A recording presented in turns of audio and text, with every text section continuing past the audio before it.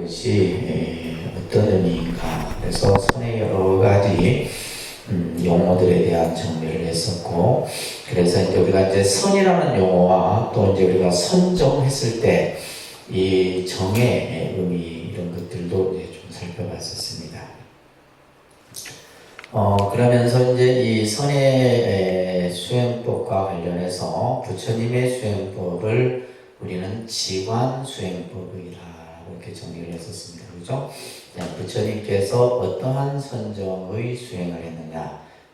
따릅니다. 삼마타 수행, 윗바사나 수행. 그래서 이제 지관이라고 하는 개념이 지는 삼마타고 이제 관은 윗바사나 수행을 이렇게 얘기를 합니다.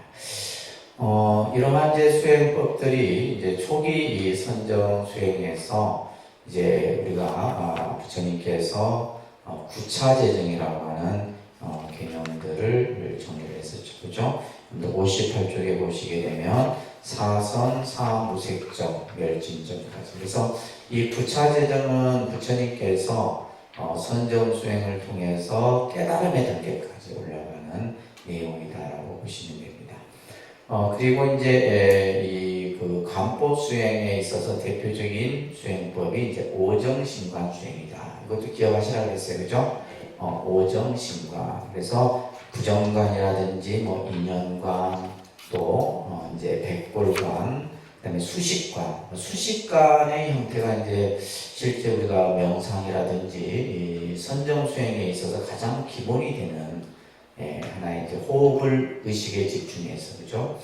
들숨과 날숨을 관하면서 이제 정신을 하나로 통일하는 이러한 수행법들이 이제 이 오정신관에서 자리죠.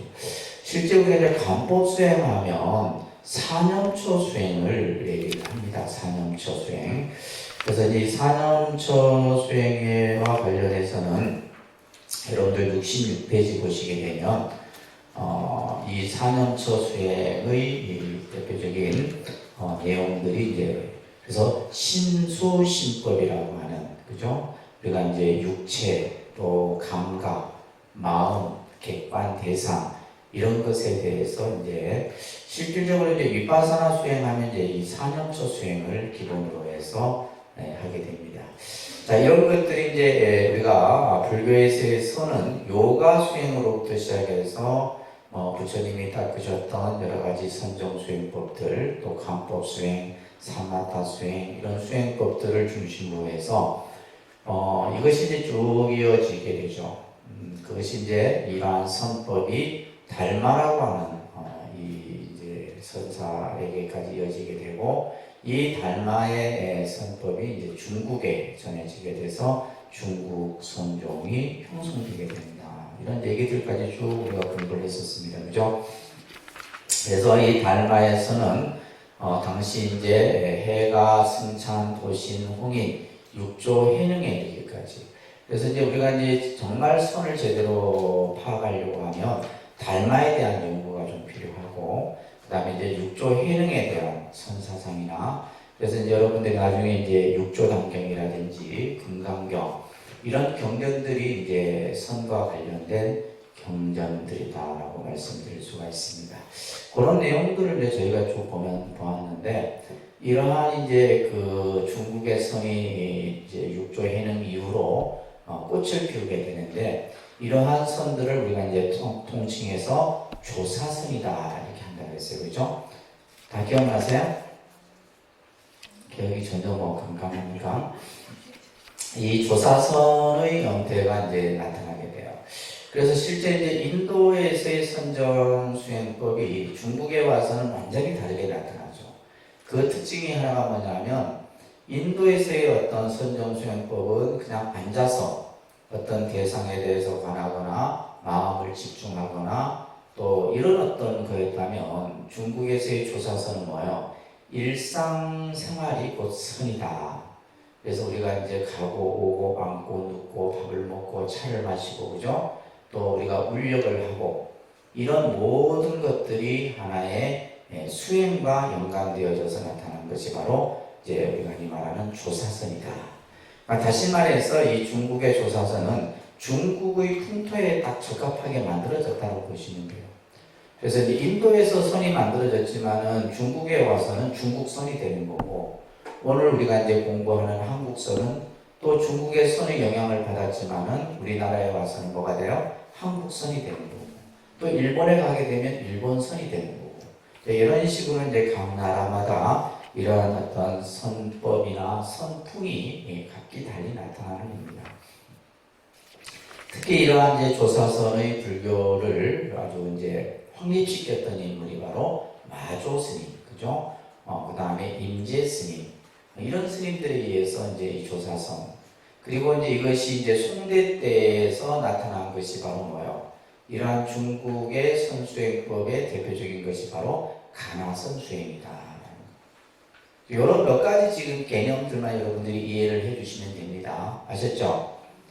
알겠습니까? 네. 제가 지금 설명하듯이 설명할 수 있어야 돼요. 그래서 이제 저기서부터 그냥 쫙 정리를 해갖고 그 정도 되면 이제 이제 선을 조금 이해했구나 이렇게 되겠죠, 그죠? 그래서 이제 이 조사선, 중국의 선 수행법 중에 이제 두 가지로 나타나게 되는데, 하나는 가나선 수행, 그러니까 가나선 수행. 또 하나는 이제 묵조선이라고 하는 거죠. 가나선과 묵조선. 그래서 이 가나선의 수행은 한국의 선수행에 이제 자리를 잡게 되고, 이제 묵조선은 나중에 이제 일본의 조동종의 선통으로, 선법으로 이제 일본에 이제 자리를 잡게 되는 이런 이제 과정들을 말씀을 드렸어요. 그래서 가나선의 가장 기본이 뭐예요? 화두를 참고한다라는 거예요. 화두를 참고한다. 그러니까 우리가 예를 들면 명상은 어떤 뭐 대상에 대해서 집중하는 것인데 반해서 이 관화선은 뭐요? 자기가 가지고 있는 본질적인 의문이에요. 근데 그 의문이 단순히 어떤 책에서 어떤 내 지식에서 만들어진 것이 아니라 철저한 자기 의심 가운데서 만들어지는. 그래서 우리가 화두라는 용어는 굉장히 보편화된 용어가 되어버렸어요. 그죠? 왜 보편화된 용어냐면 뉴스를 보다 보면 그 뉴스를 진행하는 앵커들이 어떠한 문제에 대해서 이런 것이 정치적인 화두 이런 표현들을 한다 이 말이에요. 그러니까 화두라는 용어가 굉장히 선적인 용어였는데 어떤 문제를 이제 좀 아주 강하게 강조할 때 화두라는 용어를 사용하는 거죠. 그래서 쉽게 말해서 내 인생의 화두가 뭐냐 이런 거예요. 내 인생의 화두. 내가 살아가는데 내 삶의 화두가 뭐냐, 그죠? 그렇듯이 이제 이 화두에 대해서 철저한 의심을 가지고 그것을 공부해 나가는 수행법이 바로 뭐다? 관화선이다. 근데 이 화두라고 하는 것은 어떻게 해서 만들어지느냐? 내가 만드는 것이 아니라 뭐예요? 스승과 또 제자가 주고받는 대화. 그것을 우리는 선문답이라 그랬습니다. 무슨 문답이요? 선문답이에요. 요즘 말로 하면 이제 카운셀러죠. 쉽게 상담이에요, 상담. 자기 문제에 대해서 스승에게 상담을 하고 그걸 통해서 스승이 이제 어떤 공부 방법을 일러주고 또 어떤 공부에 대한 그죠 문제 의식을 심어주는 것, 이런 공부 방법들이 이제 중국의 가나선의 형태다. 자, 이런 내용들까지 저희들이 쭉 살펴봤습니다. 아시겠죠? 자, 그래서 오늘은 이제 이러한 중국의 선이 우리나라에 전해져서 어떤 형태로 전개되고 나타나느냐에 대한 얘기를 마지막으로 이제 공부를 하면서 선에 대한 것들을 정리를 하려고 합니다. 자, 제7강 한번 보세요. 자, 결국 선의 전례라고 하는 것은 불교의 전례와 같이 어울려져서 맞물려서 나타나는 겁니다. 그죠? 보통 이제 중국의 불교가 전래된 것을 호암명제, 그래서 영평 10년, 67입니다. BC 67년을 이제 이 중국의 불교가 굉장히 빠른 시간에 이제 불교가 전래됐죠, 중국에. 근데 이제 우리가 중국이나 우리나라, 그 다음에 이제 뭐 동북아시아, 일본까지 하게 되면 삼국이라 얘기를 하는데, 이 세 나라가 불교를 받아들이는 데 있어서 그 불교를 받아들이는 주체가 누가 되냐면 왕이 불교를 받아들여요. 그 나라의 왕이. 그러니까 분명히 이제 불교라는 종교는 외래, 다시 말해서 중국에서 만들어진 종교가 아니고 우리나라 입장에서 보면 우리나라에서 발생된 종교가 아닌데도 불구하고 그 시대의 왕이 그 문화, 종교 또 이런 어떤 스님들을 극진히 이제 모시면서 불교가 전래되게 되죠. 그래서 이제 여러분들이 뭐 이제 중국 불교는 굉장히 빠른 시기에 전개돼서 결국 중국 불교가 우리나라에 영향을 또 미치게 되게 되는데, 그래서 우리가 이제 일반적으로 삼국 시대 때 불교가 전래됐다라고 하는 이제 이 설도 이제 요즘에 굉장히 조금 여러 가지 이해 충돌이 생기죠. 왜 그래요? 가야 불교라고 하는 것이 또 이제 우리 지금 김해를 중심으로 해서 그죠? 그래서 가야 불교설이 어떤 학계에서 이것이 전설로 확정이 되게 되면 쉽게 말해서 삼국 불교보다 수백 년 더 앞서지게 되는 거예요. 그래서 이제 이 뭐 가야 불교를 얘기할 때 우리가 이제 장묘라고 하는 이 지명을 빼뜨리고는 뭐 설명할 수가 없는 거죠. 그래서 이제 우리가 인도의 아유타국의 공주였던 허황우라고 하는, 그래서 우리가 예를 들면 김해 김씨, 김해호 씨의 어떻게 보면 시조 때 시조가 되는 거예요. 그러니까 저에게 있어서 저도 이제 김해호 씨인데 이제 허황우의 그쪽인 거예요, 그죠? 그러니까 김해 이제 김씨도 김씨들이 많잖아. 보면 이제 뭐 경주 김씨도 있고 하지만 이제 김해 김씨가 그래서 이제 이 허황우라고 하는 인물은 인도 공주잖아요. 그래서 이번에 이제 저희 그 인도에서 직접 인도 정부가 만든 불상을 통도사에 기증을 했어요. 통도사에. 이번에 이제 통도사에 모시게 됐는데, 그러니까 쉽게 말해서 국가 차원에서 불상을 조성해서 우리나라에 이렇게, 그래서 이제 인도 지금 우리나라에 와 있는 대사가 직접 그 일을 추진해서 인도 불상을, 굉장히 불상이 좋더라고요, 모시게 됐는데, 이것이 뭐냐면 결국은 뭐냐면 그 이제 허황우와 이제 우리가 말하는 김수로 왕의 그 인연으로부터 이제 인도하고 우리 어떻게 보면 한국이 불교의 인연이 만들어지는 거죠. 그래서 이것은 중국을 거치지 않고 뭐 어떻게 된 거예요? 인도에서 바로 직접 넘어왔다는 거예요. 이게 중요한 거예요. 그런데 이 부분이 이제 뭘로만 남아있어요? 설로만 남아있는 거예요. 그래서 이제 우리가 그 허황우가 이렇게 예를 들면 그 인연이 됐던 절이 왕우사라는 절이 있어요, 김해에. 절은 없어요. 터만 남아있어요. 근데 그 왕우사를 사실은 복원을 해야 되는데 지금은 뭐예요? 일반 그냥 주택이 다 들어서 있어요. 김해시에서 그걸 이제 복원을 하려고 하죠. 근데 쉽지가 않죠. 왜냐하면 전부 다 그걸 매입을 해서 그래 이제 그리고 이제 실질적으로 우리가 이제 장묘라고 하는 이 지명도 지금 장묘 여러분들 한자를 보면 있을 유자가 있습니다. 장묘. 근데 이게 잘못됐다. 그러니까 한자 위로는 아무 의미가 없어요. 이 한자로 길장자 있을 유자를 쓰게 되면 원래는 이 유자가 이 있을 유자가 아니라 이 놀유자를 써야 된답니다. 놀유자. 이 놀유자예요. 머무를 유자도 되고. 그러니까 이 한자는 뭐예요? 획수가 많다면. 그러니까 일제 시대 때 보면 우리가 지명이 그 당시 이제 마을에서 이렇게 글 쓰고 이런 사람들에 의해 갖고 옛날 원래 지명하고 다르게 쓰여지는 지명들이 굉장히 많아요. 그러니까 실제 장교를 읽게 써야 되는데 어떻게 해요? 이 글자를 써버린 거예요. 그러니까 이게 왜 그래요? 쓰기 힘들거든. 예. 그래서 아무 뜻도 없는 장교. 그러면 이 길장자의 머무를 유자는 뭐냐면 당시 이제 그 장묘 화상이 허황우의 오라버니가 돼요. 장묘 화상이 허황우의 오라버니가 되는데 이 장묘 화상이 이제 이곳에서 오랫동안 머물렀다. 그래서 장묘사가 그 절이에요. 우리 지금 바로 위에 있는 장묘사. 그리고 이 산이 무슨 산이에요? 불모산이에요. 불모라는 의미는 부처님을 출현시킨다는 뜻이에요. 그래서 이제 이 허황우의 이제 김수로 왕과 허황우 사이에 아들이 7명이 태어나는데 7왕자가 태어나죠. 근데 전부 다 뭐예요? 출가를 합니다. 그래갖고 누가 이 스님들을 이제 왕자들을 교육을 시키자면 장묘 화상이 시킵니다.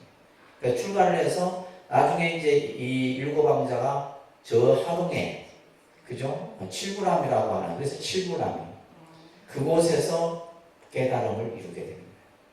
그러니까 하동 칠구람하고 장묘사, 또 이제 우리가 왕우사라든지 이런 이제, 그리고 실제 우리가 김해라고 하는 이 쇠금자에다가 바다의 자를 쓰는, 그러니까 실제 김해는 내륙이 아니고 뭐였어요? 바다예요, 바다. 그래서 장유 유라 쪽에 가면 수상가옥이 들어보셨어요? 수상가옥이 있던 흔적이 있어요. 그러니까 거기까지가 뭐예요? 다 바다였다는 거죠. 바다. 그래서 이제 쉽게 말해서 인도에서 배를 타고 쉽게 접근할 수 있어요. 근데 이런 것들이 뭘로만 남아있다?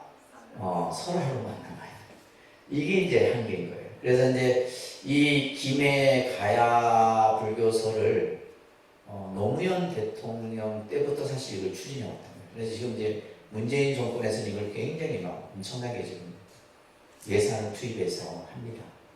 하는데 이 삼국 불교 전례설은 언제 이것이 역사적으로 딱 교과서에 정책이 되면 박정희 정권이에요. 그러니까 이 역사라고 하는 것도 어떤 정권에 따라서 그 방향이 이제 달라집니다. 그래서 이제 이 가야불교설이 만약에 우리가 그러니까 대부분 역사서 보면 가야불교설에 대한 얘기는 없어요. 고등학교, 중학교 역사서도. 자, 전부 뭐부터 시작해요? 삼국시대부터 시작을 해요. 우리가 예를 들면 뭐 고조선 뭐 이런 이제 그죠? 우리나라 그런 어떤 역사의 어떤 그런 시원들을 쭉 보면서도 가야불교설에 대한 얘기. 그래서 이제 이런 이야기들을 우리가 이제 접하면서, 그렇지만 아직까지는 뭐요? 삼국 시대의 불교가 전래됐다라고 하는 이 전래설을 우리가 이제 뭐 접할 수밖에 없는 겁니다. 그죠?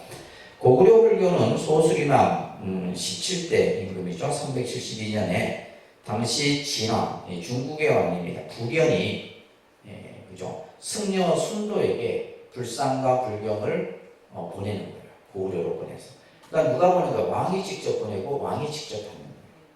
그러다 보니까 이제 고구려가 이제 불교를 제일 먼저 받게 되죠.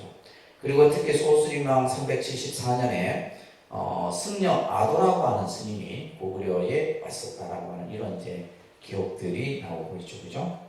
그러면서 이제 당시 승문사 이불란사라고 하는 이제 이 절을 지어서 이 순도와 아도를 주석하게 했다. 그리고 이제 우리가 광개토왕 때는 평양에 9개의 큰 절들이 세워졌다라고 할 정도로 이제 고구려 불교가 나름대로 꽃을 피우게 됩니다. 실제 이제 이 고구려는 나중에 도교가 성행을 하게 돼요. 그러면서 이제 이 고구려 불교가 크게 꽃을 피우지는 못하죠. 그러면서 이제 백제의 친유왕 원년에 여기서도 보면 이제 마라난타라고 하는 이제 인도의 승려가 백제 불교를 전하게 되죠. 백제 불교를 전하게 되고, 신라는 이제 19대 놀지왕 때 무코자라고 하는 이 무코자가 모래라고 하는 이 집에서 머물렀다 그래요. 모래. 이 모래가 나중에 뭘로 돼요? 절이라고 하는 용어가 변화되는 그 시원이 바로 이 모래예요. 모래에서 이제 절로 되는 거예요. 이제 그런 어떤 이야기들이 우리가 있죠, 그죠? 실제 이제 신라는 그 2차원 순교에 의해서 불교가 공식화되게 됩니다. 그것이 528년에 법흥왕 때입니다, 그죠? 실제 이제 우리가 삼국에 이렇게 이제 불교가 전래되고 그러면서 이제 나중에 이제 신라가 통일을 하고 그죠? 그러면서 통일신라 시대가 되면서 이제 신라를 중심으로 해서 백제불교도 대단하죠. 백제불교도 대단하고, 우리가 이제 고구려 불교 같은 경우는 사실 이제 우리가 남북한이 갈라지면서 이 고구려 불교에 대한 연구가 많지가 않아요. 그렇잖아요, 그죠? 반대로 이제 우리가 이제 백제불교라든지 신라불교, 특히 이제 신라는 우리가 뭐 아까 얘기했듯이 박정희 정권이 이제 이 불국사를 준수하고 이러면서, 그러니까 어떻게 보면 이 통일신라라고 하는 이 개념을 하나의 정치화시켰던 거예요. 그러면서 이제 신라를 어마어마하게 경주를 중심으로 해서 이 통일신라의 이 불교를 이제 역사 책에서도 많이 이제 그런 것들을 자료화시키고 있죠, 그죠? 보시면 여러분들 이제 신라의 삼성이라는 인물이 있는데 원효, 의상, 자장이라고 하는 분이에요. 원효, 의상, 자장. 이 원효 스님에 대한 연구는요 엄청납니다. 원효 스님의 사상만 가지고 박사 논문이 수십 편이에요. 그러니까 이 스님의 그런 어떤 사상만 가지고 학위를 받은 그런 논문 주제들이 굉장히 많다는 거예요. 특히 이제 원효 스님은 뭐 여러 이제 정토 사상이라든지 유식이라든지 이런 쪽에 아주 뛰어났던 분입니다. 그리고 이제 의상 스님은 화엄 쪽에 대가였었고, 그죠? 여러분들이 잘 아는 법성계, 의상조사 법성계라고 하는 그 법성계, 화엄의 핵심을 담아놓은 기송이 있죠, 그죠? 그 다음에 이제 자장 스님은 뭐 알다시피 통도사를 창건하신 분이기도 하지만은 율 쪽에 굉장히 대표적인 분이 바로 자장 스님입니다. 그래서 원효, 의상, 자장. 그래서 우리가 이제 뭐 천년고찰들을 보게 되면 대부분 이 세 분이 다 지은 절들이에요, 실제. 그 사적을 보면 원효 스님이 짓거나 의상 스님이 짓거나 아니면 자장 스님이 짓거나 이런 설들이 많이 나오죠. 그리고 이제 실제 그 백제 같은 경우는 이제 예를 들면 해자라고 하는 스님은 일본의 성덕태자의 스승이었다라고 하는, 그리고 이제 우리가 말하는 담징이 일본의 벽화 그중 유명한 그런 벽화, 쉽게 말해서 문화를 전수한 거예요, 일본에다가. 백제 불교가 이런 것들을 우리가 이제 기본적으로 여러분들이 이해를 하시면서, 그러면 우리가 한국의 선이 어떻게 전래되느냐라고 했을 때 결국 이제 이 중국의 당시 이제 신라부터 시작해서 신라 하대부터 통일 시대까지 우리가 이제 문명이 우리보다 앞선 곳이 어디예요? 중국입니다. 중국은 이미 문화가 발달되고 문명이 발달되고 그러다 보니까 이제 당시에 이제 중국에 공부를 하러 가는 스님들이 굉장히 많았어요. 그래서 이제 국업승이라고 이렇게 보통 얘기를 하는데, 그러니까 교학을 배우러 가는 분도 많았지만은 선을 배우러 가는 분들이 굉장히 많았어요. 아마 이제 전부 해외파인데 의상 스님도 해외파고 자상 스님도 해외파예요. 국내파는 딱 한 분이에요. 원효 스님. 원효 스님은 중국을 가지 않았어요. 대부분 스님들이 이제 선을 하는 스님들이나 교를 하는 스님들이 중국에 가서 이제 법을 배우게 되는데, 특히 이제 우리나라의 이제 선승들이 중국에 가서 당시 육조의 그러한 선법들을 누구에게 가장 많이 이제 배우냐면 서당지장이라고 하는 스님. 이 서당지장 스님은 이제 그 밑에 한번 보세요. 중국에 이제 큰 이제 그 선종의 그 종파들이 형성이 되게 되는데, 따르면 남아쾌양, 마조도일, 백장회, 황벽희운, 임제의헌. 자, 이렇게 이어지는 그 밑에 이제 서당지장까지 내려갑니다. 이 종파를 홍주종이라고 그래요. 홍주종. 그리고 이제 이 석두종이라 해서 청원행사와 석두희천으로 이어지는 이 석두종이 출현하게 되는데, 이게 전부 누구의 그러한 성품을 받고 있다? 육조 해능의 성품을 받고 있다. 자, 그래서 실질적으로 이제 밑에 보시게 되면 신라의 불교가 공인된 이후 약 한 300년에 걸쳐서 주로 이제 학문적인 연구들이 많이 이루어집니다. 학문적인. 아까 얘기했듯이 원효 스님이라든지 의상 스님이라든지 자장 스님, 이런 스님들에 의해서 교학적인 토대를 이루게 돼요. 심지어는 우리나라 스님이 중국에 가서 교학을 배우고 와서 우리나라로 왔다가 다시 중국에 들어가서 중국 사람들에게 불교를 가르치기도 했던 그런 분도 계세요. 예를 들면 이제 승랑이라고 하는 이런 분들 같은 경우는 뭐 양나라 양무제의 아주 중종을 받았던 그런 인물이기도 하죠. 그러면서 이제 당시 이 새로운 그 선불교가 조금씩 자리를 잡게 되는데, 자, 우리가 이제 이걸 여러분들이 이제 전체적인 큰 틀에서 이해를 좀 하셔야 되는데, 우리가 이제 부처님의 가르침을 크게 이제 두 단락으로 나누면, 이제 부처님의 말씀, 부처님의 가르침, 교법을 중심으로 하는, 우리가 이제 이것을 교학이라고 합니다.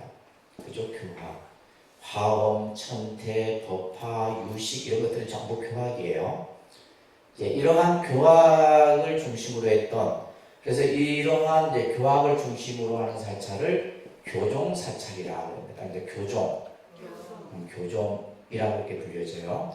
근데 이 교를 중심으로 하는 이들이 주로 뭐냐면 중앙 집권 세력, 중앙의 정치 세력과 굉장히 밀접한 관계를 가져요. 이건 중국 불교도 똑같습니다. 희한해요. 중국 불교에서 나타나는 이런 모습들이 우리나라 불교에서도 똑같이 나타나요. 그래서 예를 들면 이제 아까 얘기했듯이 화엄, 뭐 의상 스님도 그랬고, 뭐 자장 스님도 그랬고, 그죠? 원효 스님도 그랬고, 실제 뭐 원효 스님 같은 경우는 공주하고도 결혼을 하고, 그죠? 설촌이라는 아들을 낳기도 하고. 그래서 어떤 세력? 중앙 정치 세력과 굉장히 가까웠어요. 반면에 이제 우리가 선을, 그죠? 선을 중심으로 하는 이제 이 사찰을 우리가 보통 선종이라고 합니다. 선종. 그래서 교종, 선종 이 두 개념이 있어요. 선종, 교종. 근데 이제 이 선종은 주로 어디에 있냐면 지방에 위치하고 있다. 그러니까 지방에 이제 주로 이제 어디를 중심으로 해요? 산. 그래서 이것을 산문이라고 합니다. 산문. 지방에 이제 위치하면서 산에다가 이제 절을 이렇게 만들고 이러면서 이제 산문들이 형성이 되게 돼요. 그래서 그러면 이 선종은 누가 이렇게 후원을 하냐면 지방의 호족들, 쉽게 말해서 그 지역의 토호들 있잖아요. 그러니까 이 사람들 누구예요? 중앙 정치 권력에서 물러난 사람들이거나 아니면 때로는 중앙 정치의 모함을 받아서 귀향살이를 내려온 사람이거나 이런 분들이에요. 그래서 그런 사람들하고 이 선종이 가까워지게 됩니다. 그래서 뭐 채치원이라든지 우리가 예를 들면 대부분 보면 저게 이제 뭐 유배지 이런 데 있잖아요. 그게 이제 보면 이제 그 유배했던 이런 그 유생들하고 스님들하고 교류도 많고 그런 이제 이야기들이 많이 나오죠. 그래서 그러다 보니까 이제 이 선종은 중앙 정치라고 하는 것은 결국 뭐냐면 때로는 크게 일어나기도 하지만은 또 한편으로는 쉽게 몰락을 해버립니다. 그래서 정치라고 하는 것은 때로는 좋은 점도 있지만 권력이라는 것이 때로는 권력에 의해서 무너지기도 하는 거예요. 근데 반면에 이제 지방에 있는 선종, 이 선문들은 정치의 외압을 받지 않죠. 그러다 보니까 계속 규모가 커지는 거예요. 지금 그 얘기를 하는 겁니다. 그래서 교학 불교는 중앙 정치 세력과 결탁해서 정치 세력과 되었으며, 그러니까 예를 들면 이제 나라의 안녕을 위해서 기원하거나 왕의 그죠 나라의 호국 이런 개념들이 나타나는 거예요. 반면에 선불교는 뭐냐면 지방의 산사를 중심으로 그죠 선수행을 중심으로 해서 오로지 이제 어떤 수행자로서의 모습, 그러면서 이제 산문이 형성이 이루어지게 된다라는 거예요. 그래서 이런 모습들이 이제 신라 하대부터 해서 통일신라, 그다음에 고려 시대 때까지 쭉 나타나는 겁니다. 자, 그러면 이제 우리가 해동선법이라는 말은, 해동이라는 말은 중국에서 봤을 때 우리나라는 동쪽에 위치하기 때문에 해동 대한민국 이렇게 표현해요. 우리나라는 뭐냐면 동쪽에 위치하고.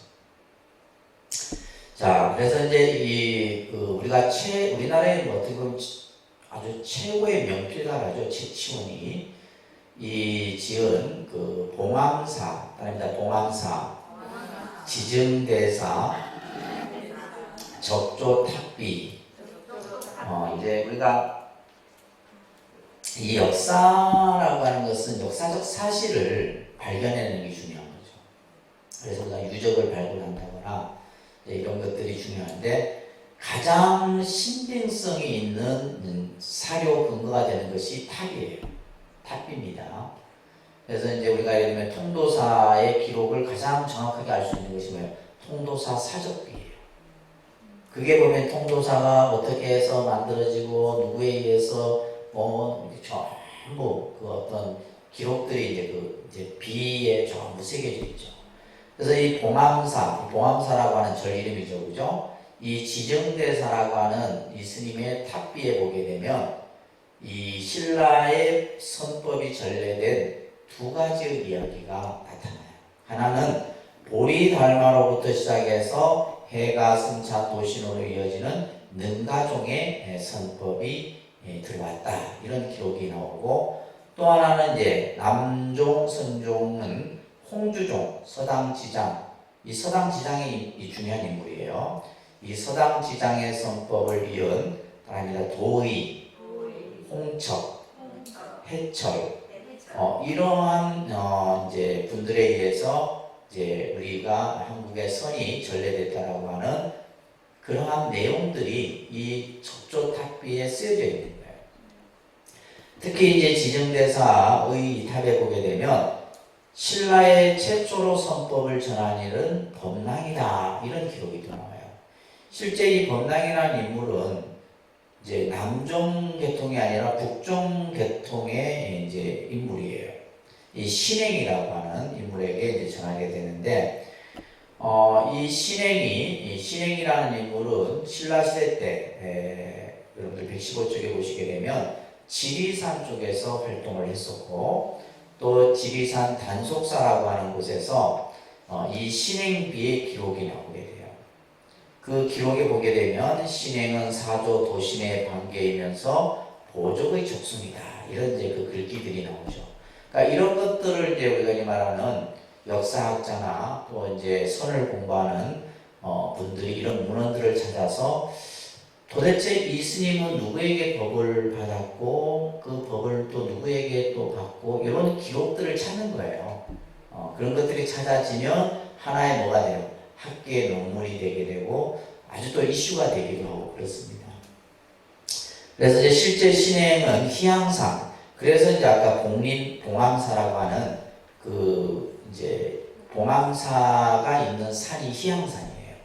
그것을 중심으로 해서 이제 법을 펼쳤다. 그런데 사실은 이 설보다, 이 범랑이 전했다라고 하는 이 설보다 지금 우리는 학계에서는 이제 여러 가지 설들이 있을 거 아니에요, 그죠? 그러니까 어떤 설을 좀 더 이렇게 추종하는 학자들이 많으냐에 따라서 또 달라져요. 자, 이 범랑이 전했다라고 하는 이 내용보다는 신행이라는 스님이 입적한 40년 뒤에 도의라고 하는 인물이 이제 우리가 좀 눈여겨봐야 될 인물이에요. 도의라고 하는 스님이 당나라에서 37년간 이제 당나라에서 수행을 합니다. 근데 이제 이 누구에게 이제 공부를 배우냐면 서당지장이라고 하는 스님에게 공부를 배웠다 그래요. 그리고 나서 헌덕왕 13년 821년에 우리나라로 들어와서 이제 남종선을 전했다.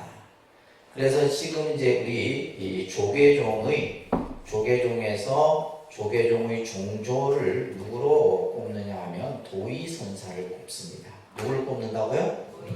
도의선사. 조계종의 종조입니다. 종조. 다시 말해서 우리가 예를 들면 중국의 선의 종조는 누구냐? 달마죠. 예를 들면 우리가 이제 불교 전체의 선의 그 종조는 누구냐? 서가모니 부처님이에요. 그러면 한국 선의 종조는 누구냐? 그죠? 도의선사를. 그래서 저희가 이제 조계종에서 도의선사를 조계종 종조로서 저희가 이제 모시고 있죠, 그죠? 그래서 이제 이 도의에 대한 설을 지금 조계종에서는 따르고 있습니다. 그리고 나서 이제 도의가 기국한 5, 6년이 지난 후에 또 이제 계속해서 이제 당나라로 공부를 하러 갔던 스님들이 들어옵니다. 그 스님들이 누구냐면 홍척, 해철, 해소, 현우, 범일, 무영, 이런 선생들이 이제 중국에 가서 선법을 배우고 귀국을 하게 돼요. 이러면서 이들이 일으키는 선문을 구산선문이라 해요. 무슨 선문요? 그러니까 여러 선문이 있지만은 대표적인 9개의 선문이 있다는 거예요. 이것이 이제 신라 하대부터 해서 통일 시대 때까지 나타나는 선문들이에요. 그래서 오늘 이제 우리가 이제 공부하고자 하는 것이 바로 이 구산선문입니다. 그래서 이제 보통 신라 선덕왕부터 해서 경순왕 시대 때까지를 신라선이 이루어졌다라고 이제 얘기를 합니다. 그러면서 이제 이러한 선종이 일어나게 된 가장 큰 이유가 뭐요?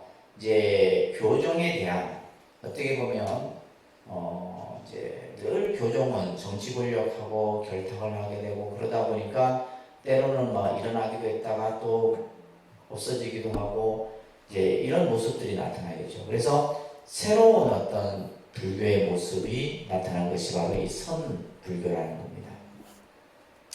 그래서 이것이 이제 구산선문이 770년부터 935년, 165년 정도에 걸쳐서 형성이 되게 돼요. 자, 제일 처음에 이제 가지산문, 가지산문이 이제 개창이 되게 돼요. 이 가지산문을 중심으로 개창된 사원이 어디냐면 장흥에 가면 보림사라는 절이 있어요. 이게 지금 보림사 사진입니다. 장흥 보림사.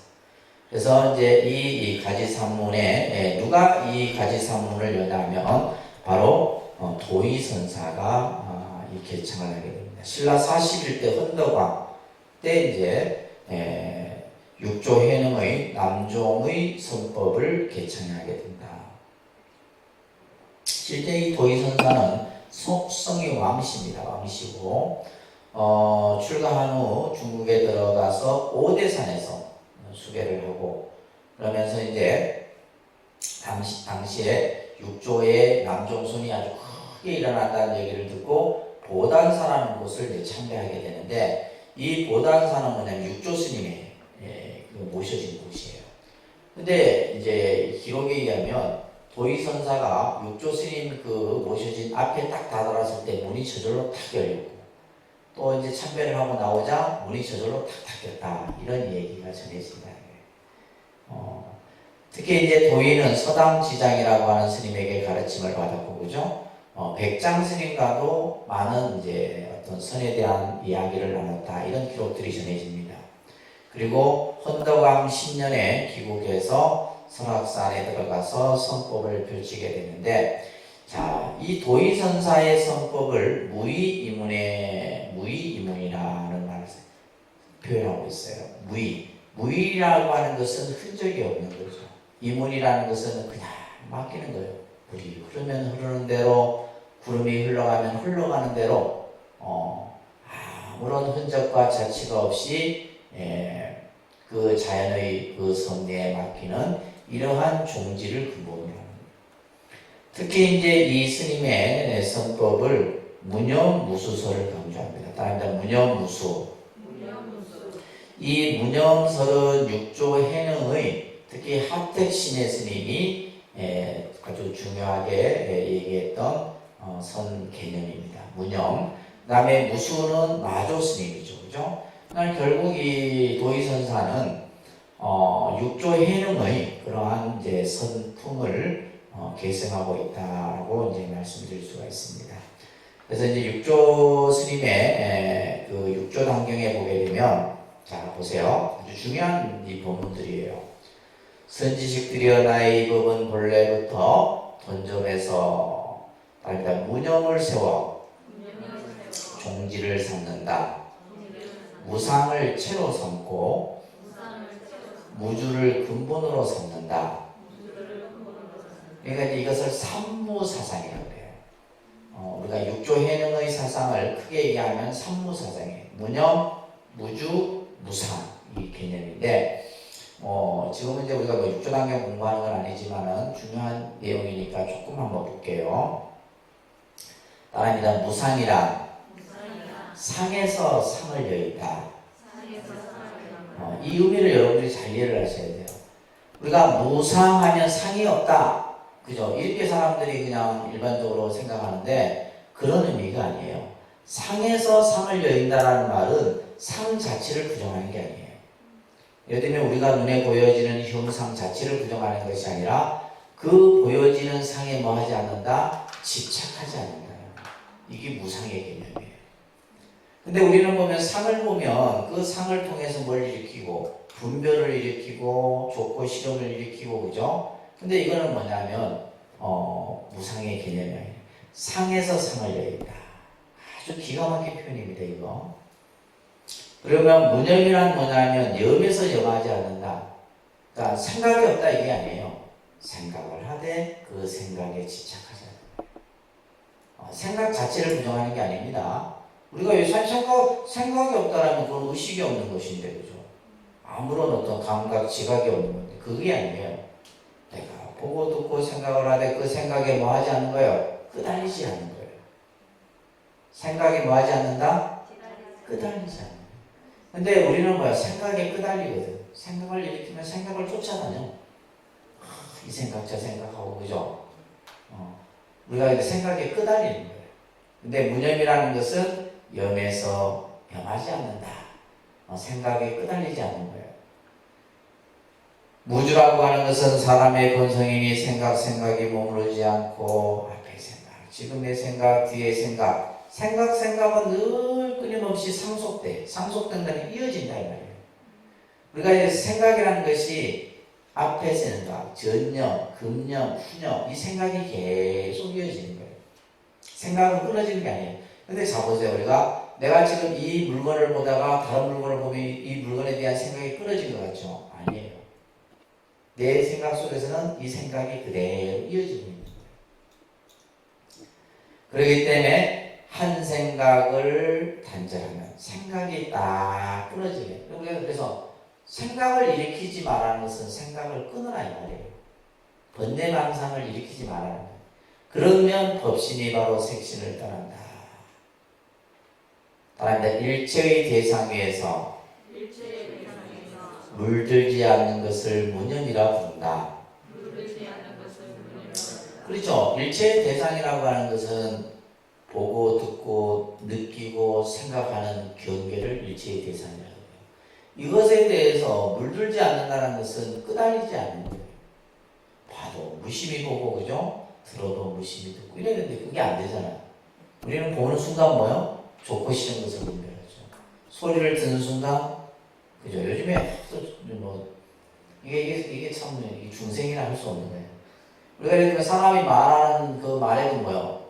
자기가 저 사람이 나에게 호의적인 마음을 가지고 하는지 삐딱하게 하는지 들리잖아. 그냥 똑같은 말인데도 그러니까 말을 하는 상대는 몰라. 듣는 내가 뭐 하는 거예요? 단정 지어버리는 거예요.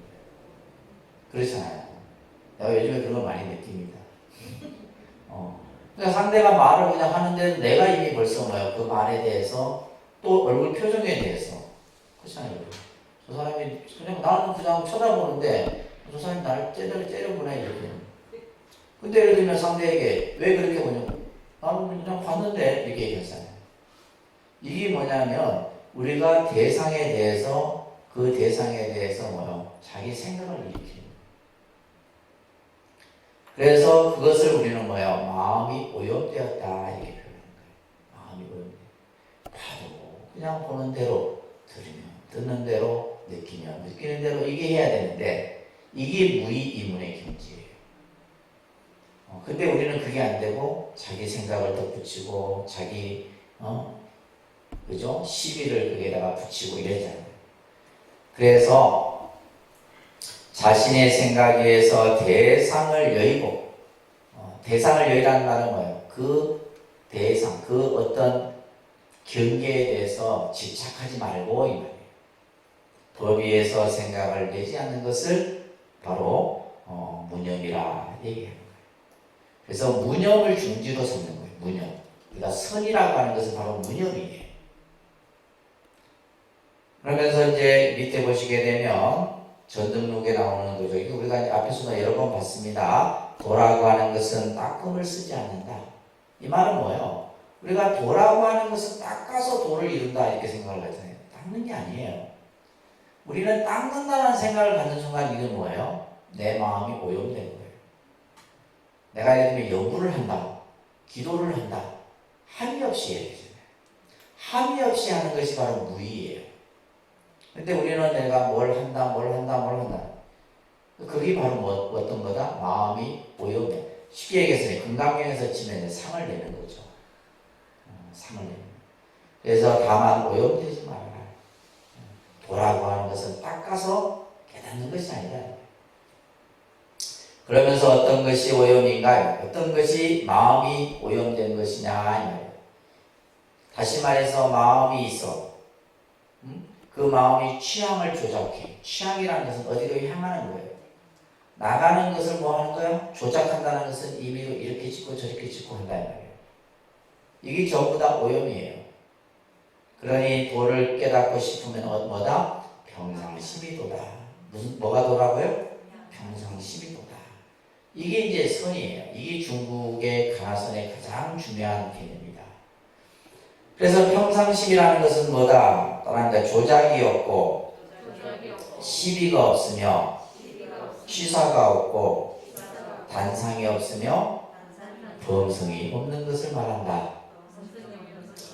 그래서 우리가 마음이 오염되지 않는다는 것은 시비 분별을 떠난 것을 얘기합니다. 그래서 우리가 수행이라는 것은 시비 분별을 떠나기 위해서 우리는 수행을 하는데 이러면 이것은 뭐 닦으면 닦을수록 시비 분별이 더 일어나네. 이건 잘못된 거예요. 무슨 말인지 아시겠죠? 우리가 공부를 내가 지금 잘못하고 있다는 것을 깨닫는 게 중요해요. 근데 우리는 그냥 하는 행위 자체에 그냥 내가 뭐 잘하는지 못하는지도 모르고 그냥 하고 있는 거예요. 그래서 이러한 공부들을 통해서 여러분들이 공부가 잘 하고 있는지 못하는지를 잘 아셔야 되는 거예요. 그래서 마주 스님께서는 법을 구하는 사람은 구함이 없어야 돼. 구함이 없어야 돼. 그러니까 구함이 있는다는 것은 마음이 끄달린다는 거거든. 내가 이것을 했다, 닦는다, 무엇을 한다, 내가 수행을 해서 깨달음을 얻는다 이런 생각 없어야 돼요. 그냥 무의이문이에요. 무의이문. 마음 위에는 달리 부처가 없다 이 말이에요. 부처 위에도 달리 마음이 없고 그렇기 때문에 선도 악도 다 취하지 말아요. 내가 예를 들면 선이라는 것은 좋으니까 취해야 되고 악은 나쁜 것이니까 버려야 되는 게 아니에요. 선에서는 선도 악도. 그래서 불사선 불사하라. 선도 생각하지 말고 악도 생각하지 마라. 이런 이제 법문들이 선에서 쓰여지는 겁니다. 아시겠죠? 자, 이것이 바로 이제 가지산무를 개창했던 도의선사가 중국의 가나선, 다시 말해서 남종선법을 우리나라로 처음 정하게 됩니다. 이것이 이제 우리가 조계종의 첫 시작이에요.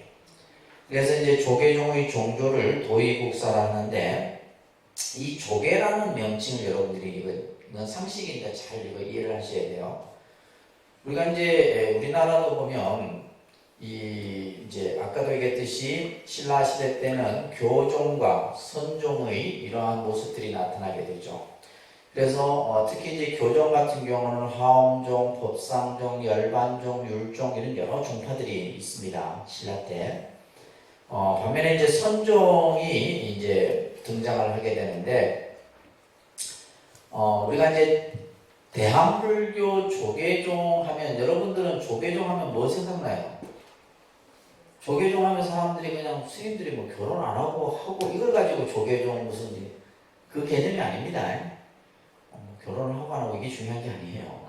근데 우리는 보통 뭐 조계종 하면 결혼 안 하는 종파, 그 나머지는 다 결혼하는 종파 이렇게 보면 이거는 이제 우리가 뭐 일반적인 거고 여러분들이 정확하게 이해를 할 필요가 있는 거예요. 그래서 조계라고 하는 이 용어가 어떻게 해서 만들어졌냐 자 보세요. 육조해능 스님이 이제 수계 스님이 되고 나서 보림사라고 하는 곳에서 이제 선풍을 일으킵니다. 선을 크게 일으키는 거예요. 그러니까 사람들이 막 많은 스님들이 모여들겠죠, 그죠? 이곳에 이제 보림사라고 하는 절이 있는데 이 절이 위치한 곳이 봉우리가 두 개가 다 이렇게 있어요. 봉우리가 두 개. 두 개가 있는데 그 봉우리 사이로 계곡이 쫙 흘러내려요. 이제 계자가 이제 계곡 계자입니다, 그죠? 물 흐를 계자인데 계곡에 물이 흐르는데, 근데 이곳에 이 지역에 조숙랑이라고 하는 이 지역의 이제 관리겠죠, 그죠? 지역의 유지쯤 되겠을 거예요. 이 해능 스님이 9개월 동안 이제 이 많은 사람들을 이렇게 가르침을 펼 때 이 조숙랑이라는 분이 스님들께 공양을 늘 올렸어요. 그래서 이 조숙랑의 성인 조자와, 그죠? 그 다음에 이 계자, 그죠? 이 계곡 이제 고단사가 있는 그 지리적인 그 특성을 사용해서 계자를 사용해서 조계. 쉽게 얘기해서 이제 우리가 육조 해능 스님이 이곳에서 머물렀다 이런 뜻이에요. 그래서 조계종의 조계라는 의미가 그렇게 해서 사용이 된 거예요. 그러니까 우리가 이제 조계종은 어떠한 가르침이 핵심이다? 선이다. 뭐라고요? 선이에요. 자, 보세요. 우리가 조계종은 선이에요. 선종이에요. 선종. 조계종은 무슨 종? 우리가 이제 선종이 이제 조계종 말고도 임제종도 있고 조동종도 있고 이런 선종과 관련된 종파가 여러 개 돼요. 그리고 여러분들이 알고 있는 태고종, 또 그 다음에 법화종, 천태종, 진각종, 무슨 종, 이게 다 교종이에요. 근데 이제 이러한 색깔들이 지금은 그렇게 중요하게 생각을 안 해요. 왜 그러냐면 조계종은 선정임에도 불구하고 뭘 해요? 교도하고 선도하고 율도하고 다 해요. 자, 그래서 여러분들 우리가 이제 조계종의 가장 대표적인 수행 도량하면 총림을 얘기합니다. 뭘 얘기한다고요? 총림. 조계종에서 총림을 지정해서 이 총림에는 어떤 교육 기관들이 있어요? 첫째 강원, 선원, 율원, 그 다음에 연불원, 그죠?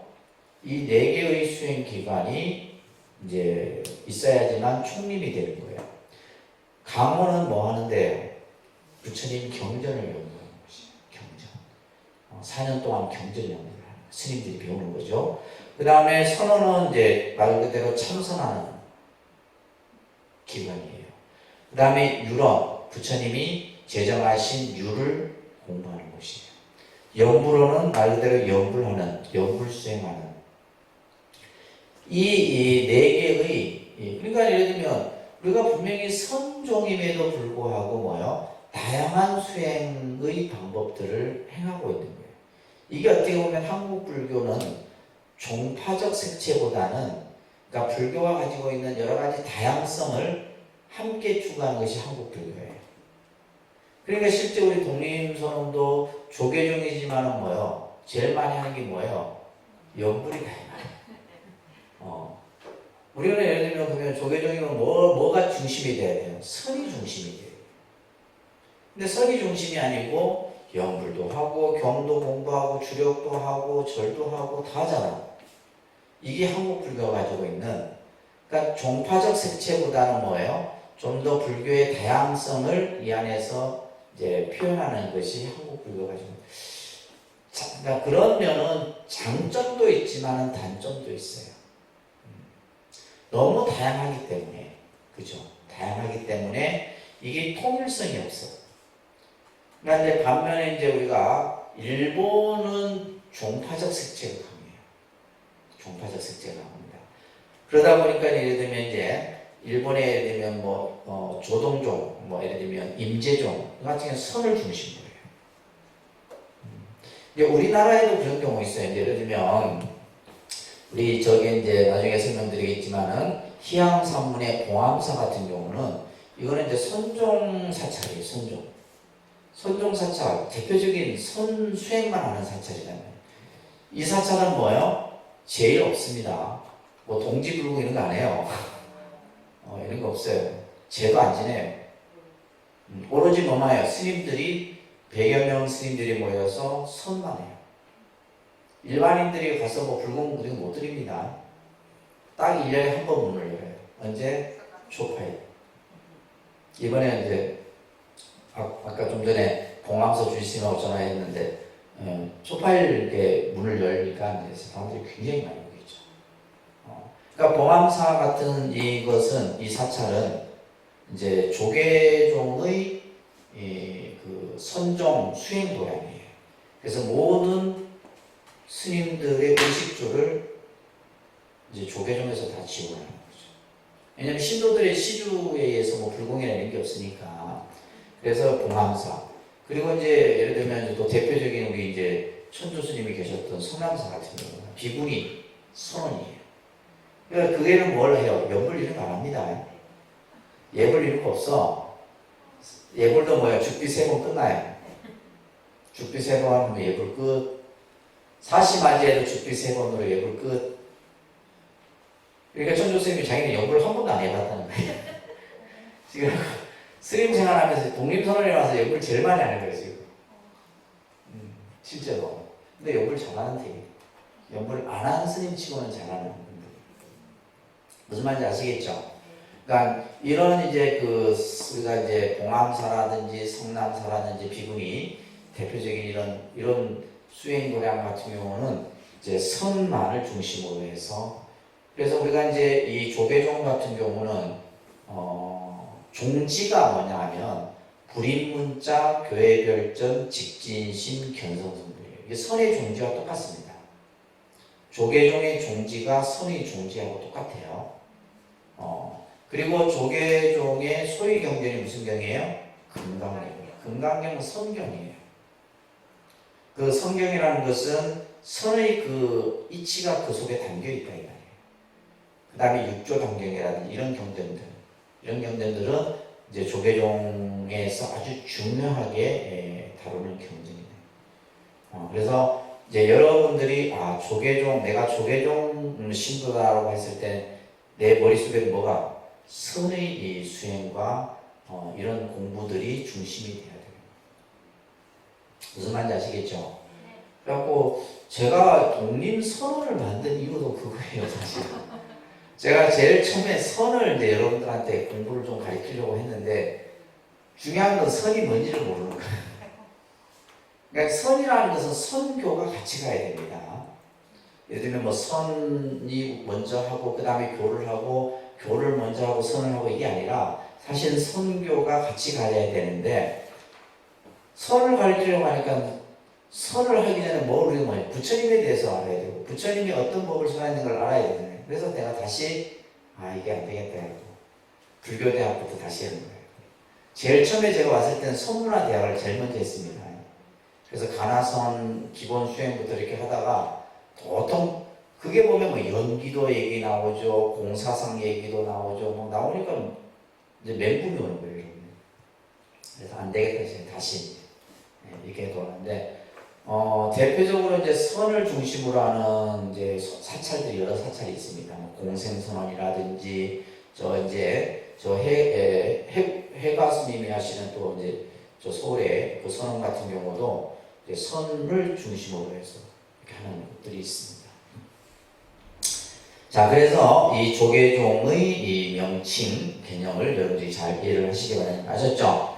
그러면 이제 이 조계종이라는 명칭이 어디에서 제일 먼저 보이느냐? 또 이걸 찾는 게 학자들의 또 숙제인 거예요. 누군가 또 찾아냈어. 어디에서 찾았냐니까 대강국사 탄현스님의 비명에서 이 조계종이라는 종명이 제일 먼저 보이더라고요. 자, 다음에 고려국, 조계종, 굴사나, 단속사, 대강국사. 그러니까 이 비문이에요. 그러니까 대강국사 탄현스님이 이 비문이 어디에 있는 단속사, 지리산 단속사에 있어요. 여기에 조계종이라고 하는 딱 이 그 명이 딱 나오더라 이 말이에요. 아시겠죠? 자, 그러면서 이제 두 번째의 산문을 보면 이제 실상산문이라고 합니다. 그러니까 실상산문. 이 실상산문, 자, 스크린 보시면 이게 이제 남원에 있는 실상산입니다, 그죠? 이 남원 실상사가 실상산문의 그 계산지예요. 이 도의의 선법을 이어서 홍척이라는 스님이 또 이제 중국에 들어가서 서당지장의 법을 받아서 경주로 돌아가지 않고 지리산으로 들어가요. 그래서 실상사를 창건하고 최초, 그러니까 실질적인 이제 이 실상사가 최초의 산문으로 이제 기록이 되게 됩니다. 그 다음에 이제 독리산문이라고 하는 산문이 있어요. 독리산문. 그 태안사라고 하는 곡성에 가는 있죠. 이 스크린에 보면 이게 들어간 일주문인데, 이 태안사라고 하는 절이, 이 지금 독리산문은 해철이라고 하는 스님이 이 이제 개산주인데, 이 스님은 부석사에서 화엄을 공부했다 그래요. 이 부석사라는 절은 화엄 도량입니다. 그래서 신라 시대 때 화엄 시찰이 있었어요. 그러니까 신라 시대 때 가장 크게 교학이 활성화됐던 사상이 화엄 사상이에요. 아까 화엄하면 의상 스님입니다. 부석사 누가 창건했어요? 의상 스님이 창건했어요. 의상 스님이 부석사. 그래서 이제 해인사라든지 우리 부산의 범어사 이런 절들이 이제 대표적인 화엄 시찰이에요. 화엄 사상을 바탕으로 해서 절을 창건하게 됩니다. 그러다가 이제 22살에 구족계를 받고 나서 중국에 입당을 하죠. 당나라로 들어가서 이 해철 스님도 서당 지장으로부터 공부를 받아서 법을 받아서 귀국을 하죠. 그래서 이제 당시 이 곡성군 독리산의 대안이라고 하는 절 이름이었는데 이것이 지금의 이제 태안사가 된 거죠. 그래서 이제 이 해철 스님의 아주 제자 중에 여러분들이 눈여겨봐야 될 분이 바로 도송국사예요. 도송국사 하면 뭐요? 풍수지리의 대가죠, 그죠? 바로 이 도송국사가 해철 스님의 제자가 됩니다. 그 다음에 이제 성주산문이 있는데, 성주산문. 이 성주산문은 보령에 가면 성주사라는 터가 있어요. 이 터만 남아 있습니다. 지금 이렇게 터가 나하고 이제 보통 이런 데를 폐사지라고 해요. 뭘 한다고요? 폐사지. 그냥 절은 없고 터만 남아 있는 거예요. 그래서 사실 이런 이제 폐사지를 사실은 복원을 해야 되는데 우리가 절 하나 새로 만든다는 것이 보통입니다. 그리고 이런 이제 그 사지들이 국가 소유가 많습니다. 국가 소유가 많아요. 그래서 보령에 가면 성주사가 있는데 이곳이 이제 성주산문이 이 성주산문은 무염국사가 무염선사가 개창을 하게 됩니다. 이 스님은 이제 마조 스님의 제자인 마국 보철의 법을 받아요. 다 누구입니까? 이제 남종 선법을 받게 됐다. 그 다음에 이제 사자산문이 어디예요? 이제 사자산 법풍사. 이 사자산 법풍사는 실제 이제 부처님 보궁이기도 하죠, 그죠? 보궁이기도 하는데 이 사자산 법풍사가 이제 사자산문 쌍봉 도윤선사가 이제 개창을 하게 됩니다. 개창을 하게 되고 그 다음에 이제 여러분들 복림산문은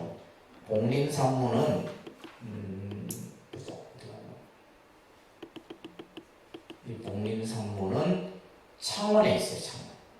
창원에 이제 복림사하고는 다릅니다. 사람들이 이제 참 그래도 복림사가 이 지금 복림산문의 옆에 있어요. 조금 거리상으로 그렇게 멀지 않습니다. 그러니까 지금 여기에 이런 비석만 남아있어요. 요걸 이제 흔적으로 해서 이것이 복림산문이었다라는 기록만 남아있는 겁니다. 징경 심해선사가 개창을 하게 되고 다시 이제 현욱 스님이 계산조로 하게 되는데 이 현욱 스님도 마조의 가르침을 받게 되는 거죠, 그죠? 당시 이제 이 복림산문은 김해 지방의 가야계 계통의 김씨의 세력가들에 의해서 이 복림산문이 때로는 크게 일어나기도 했다. 이렇게 이제 기록이 남아 있습니다. 그 다음에 이제 사굴산문인 이거는 이제 강릉 오대산에 있는데 이것도 지금 요거밖에 없어요. 이제 그 사지밖에 없어요. 아무것도 없고 그래서 이 강릉고대산 범일국사가 계산조로 되어 있습니다.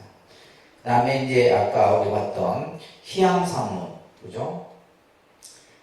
문경에 있는 봉암사입니다. 그죠? 문경 봉암사. 계산조는 지선 스님인데, 지금도 이제 이 봉암사가 아까도 얘기했듯이 조계종, 그 선종의 수행을 가장 잘 계승하고 있는 사찰입니다. 그 다음에 이제 수미산문이라고 하는, 수미산문은 실제 이제 그냥 기록만 남아있고 없어요.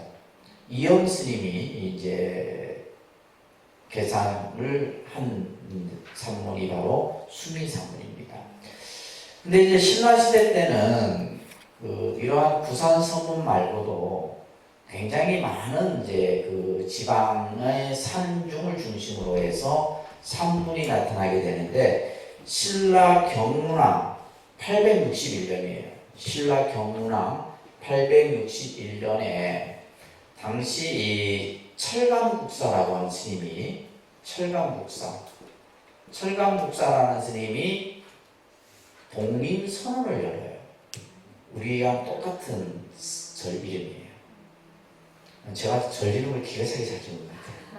그래서 이 철감국사가 이 지금 독림선언은 어디에 있냐면 저 전라도에 있어요. 이것도 터만 남아있고 아무것도 없어요. 그래서 저희가 지금 이 동자, 오동나무 동자죠, 그죠? 오동나무 동자에 수풀림자를 쓰는데, 유일하게 이 오동나무 동자 수풀림자를 쓰는 선원이 바로 이 철감국사가 지은 이 절터예요. 그리고 이제 우리가 쓰는 거죠, 그죠? 그러니까 신라시대 때는 이렇게 구산 선문 말고도 여러 스님들에 의해서 이런 선언이 만들어지고 선수 행자들이 굉장히 많은 선사들에 의해서 이런 수행들이 이루어졌다는 것을 알 수가 있습니다. 자, 그러면서 이제 고려로 넘어갈게요. 고려로 넘어가게 되면 고려 시대 때는 국교가 뭐가 돼요? 불교죠, 그죠? 그래서 불교가 엄청 일어났다. 크게 고려 불교하면 거의 불교입니다. 왜냐하면 고려를 건국한 태조 왕건이 훈요 10조에 모든 백성은 불교를 믿어라 이렇게 되어 있어요. 훈요 10조의 제1조가 그겁니다. 불교를 숭상해라. 그래서 이제 실제 화엄, 청태 이런 어떤 교학과 더불어서 선이 크게 일어나게 됩니다. 특히 이제 태조, 정종, 광종 그리고 문종부터 선종에 이르기까지 많은 선학과 교학이 크게 일어나게 돼요. 특히 이제 광종임금 같은 경우는 이 광종임금이 고려사에서 보면 아주 중요한 인물인데, 왜냐하면 왕권을 강화했던 대표적인 임금이 바로 이 광종 임금이거든요. 이 광종이 뭘 만드냐면 국사 왕사 제도를 만들어요. 그래서 국사라는 제도를 만들게 되는데, 그래서 고려시대 때는 16국사가 나왔다 그러죠. 그래서 그 나온 것이 송강사예요. 송강사. 그래서 16명의 국사가 나오고, 그 다음에 이제 승과 제도를 스님들이 이제 과거를 통해서 이제 그런 어떤 시험 제도가 이때 광종 시대 때 만들어지기도 합니다. 특히 이제 우리가 보통 이 보조 진울 스님 같은 경우는 이제 고려의 선을 얘기할 때 보조 진울 스님을 우리가 항상 중요하게 다룹니다. 그래서 특히 보조 진울 스님은 선교를 함께 닦을 것을 주창했던 인물이에요. 그러니까 이 보조 스님 시대가 되게 되면 이제 불교가 점점 이제 쇠락의 길을 갑니다. 너무나 이제 그냥 왕권으로부터 보호를 받고, 그죠? 스님들이 그냥 고리대금 업을 하고 이러면서 불교가 굉장히 사양길을 접어드는 그 시점이에요. 그럴 때 이제 이 보조 진울에 의해 갖고 뭘 하게 되냐면 정의 결사 운동을 해주죠. 그래서 이제 제일 먼저 수선사라고 하는, 지금의 이 수선사가 나중에 뭘로 바뀌어요? 송강사로 바뀌는 겁니다. 송강사. 그래서 이제 이 송강사라는 절 자체가 보조 진울 스님의 많은 영향이 있는 사찰입니다. 그래서 이제 고려는 뭐 이제 보조 진울 스님을 우리가 중심으로 보통 얘기를 많이 하고, 조선 시대는 이제 우리가 보통 2조 500년이라 해서, 조선은 우리가 이제 여러분들 알다시피 숭유 억불 정책, 유교를 숭상하고 그죠? 불교를 억압하는 그 시간이 500년이 지속이 되게 돼요. 근데 참 역사라고 하는 것을 보면, 우리가 이제 과거에 정말 뭐 몇천 년 전에 이야기고 하지만은 참 그 흐름이 보면 때로는 크게 일어났다가 그죠? 그 뒤에는 또 몰락을 하게 되고, 몰락을 하고 나면 또 다시 뭔가 이렇게 새로운 태동을 맞이하게 되고, 이런 흥망성쇠의 모습들을 우리가 많이 보게 돼요. 그러니까 한 나라의 역사도 마찬가지지만은 한 종교의 그런 어떤 모습도 마찬가지예요. 우리가 이제 보통 그 세조 임금을 당시 이제 그래도 이제 불교를 암묵적으로 좀 이렇게 호응을 했던 왕 하면 세종과 세조를 듭니다. 특히 이제 세종 임금 같은 경우는 어느 정도였냐면요, 스님들은 신분 자체가 천민 이하였어요. 그냥 그러다 보니까 이제 스님들이 다 이제 어떻게 해요? 산으로 도망을. 그러니까 지금의 어떻게 보면 산중불교화 개념이 이제 이 조선 시대 때 와서 거의 나타나게 돼요. 그러니까 통일신라나 고려 시대 때는 절들이 어디에 있었어요? 전부 마을에 있었어요. 그런데 이제 몇몇 사찰만 빼놓고는 전부 다 스님들이다. 왜냐하면 뭐 있으면 다 노비로 전락해버리니까. 아니면 군대로 징벌되든가. 이런 어떤 시대였기 때문에.